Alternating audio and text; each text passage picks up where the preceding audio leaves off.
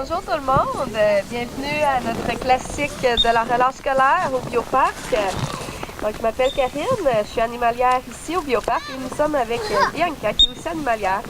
Et à nous deux, nous allons faire le tour du terrain, nourrir la plupart des animaux, un à la suite de l'autre. Vous avez qu'à nous suivre. Bonjour Stéphanie. Bonjour. Cette semaine, c'est la semaine de relâche. Fait qu'il y a en plus, aujourd'hui, on a une super belle journée. Il y a pas mal de jeunes qui viennent cette semaine. Effectivement, des jeunes et leurs parents, bien sûr. On a vraiment là, une semaine qui est axée famille. On est ouvert tous les jours entre 9 et midi. C'est certain qu'aujourd'hui, c'est la plus belle journée qu'on a à date. Mais c'est vraiment l'hiver qui est, à mon avis, la plus belle saison pour venir visiter le Bioparc. D'accord. Puis là, vous avez un programme éducatif. Oui, effectivement. Donc, un programme éducatif qui se base sur deux volets. Un volet ici au Bioparc, donc où les écoles peuvent venir nous voir, entre autres là, au mois de juin. Les camps de jour peuvent venir nous voir durant l'été. Donc, c'est vraiment des activités qui sont montées axées pour les enfants, surtout d'âge primaire. Et durant l'hiver, c'est nous qui se déplacent. Donc, on va dans les écoles, dans les bibliothèques, dans les services de garde et on anime, en fait, j'anime des activités éducatives, mais ludiques. Donc, vraiment apprendre la nature, mais en s'amusant. En plus de ça, vous avez plusieurs autres activités. Oui, effectivement. Donc, on a des activités aussi grand public, entre autres un safari photo qui s'en vient là, fin mars, le 23 mars, où les gens peuvent venir profiter justement là, de la belle grosse neige, de la belle grosse fourrure des animaux pour venir prendre des photos, puis en apprendre un peu plus aussi sur les adaptations des animaux à l'hiver. Et au mois de mai, on va avoir notre deuxième édition du Festi-Oiseaux, donc un festival d'ornithologie, encore une fois grand public. Autant les gens qui sont férus et qui connaissent bien les oiseaux et les gens qui aiment tout simplement les regarder, par exemple, au mangeoire. Et ça dure toute la fin de semaine de la longue fin de semaine du mois de mai. Puis les gens, il faut qu'ils prévoient environ combien de temps pour faire le tour? Durant l'hiver, donc durant la relâche, on suggère l'avant-midi. Donc, on est ouvert de 9 à midi, puis c'est une bonne période pour visiter. Durant l'été, sinon, on suggère un bon 4 heures pour visiter, parce que durant l'été, on a quand même plus d'activités sur le site, les repas des animaux, des activités postées avec nos naturalistes. On a deux beaux pavillons, l'insectarium et le pavillon amphibiens reptiles à visiter. Donc, ça prend là une bonne demi-journée, si même plus, là, pour les gens qui ont vraiment un bon moment à passer ici. Puis on en retrouve quelle espèce d'animaux au juste ici? En fait, au Bioparc, c'est vraiment des animaux typiquement québécois, même gaspésiens pour la plupart.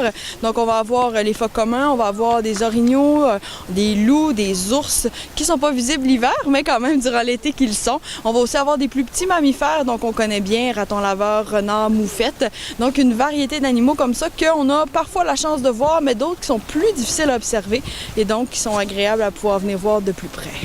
Puis tous ces animaux-là, ils viennent de où? En fait, la plupart des animaux sont nés en captivité, soit ici ou dans d'autres zoos. Sinon, on accueille aussi certains orphelins, comme les cervidés, qui peuvent nous arriver là, orphelins au printemps, ou encore des petits mammifères comme raton laveur, moufette. Sinon, ça peut aussi être des animaux qui ont été blessés, comme nos oiseaux de proie, par exemple, qui, eux, ne peuvent pas retourner en nature parce qu'il leur manque, entre autres, des bouts d'ailes. Et donc, on leur sert de maison de retraite. Mais si les gens en trouvent, eux, des animaux blessés, est-ce qu'ils les amènent directement ici ou est-ce qu'il y a un numéro qu'il faut qu'ils appellent? Comment ça fonctionne? En fait, pour les animaux blessés, on suggère généralement d'appeler les agents de la faune parce que nous, on n'a pas de vétérinaire nécessairement sur place. Donc, les agents de la faune sont généralement mieux placés pour rediriger vers la bonne personne lorsqu'on trouve un animal sauvage blessé. Les animaux domestiques sont-ils admissibles ici?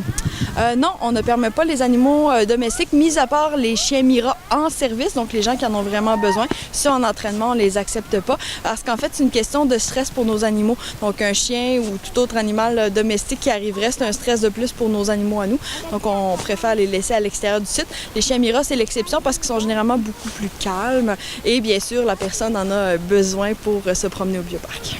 Là, qu'est-ce qu'on a le droit de faire? Puis qu'est-ce qu'on a surtout le droit de ne pas faire comme visiteur? En tant que visiteur, on peut bien profiter de notre visite. On peut prendre des photos, mais il y a des choses qu'on ne peut pas faire comme fumer sur le site pour la protection du site, entre autres pour éviter les feux. Il y a aussi boire de l'alcool sur le site, c'est pas permis. Et finalement, toucher et nourrir les animaux parce que chacun de nos animaux ont des diètes particulières et question qu'ils ne tombent pas malades ou qu'ils ne mangent pas des choses qu'ils ne devraient pas manger.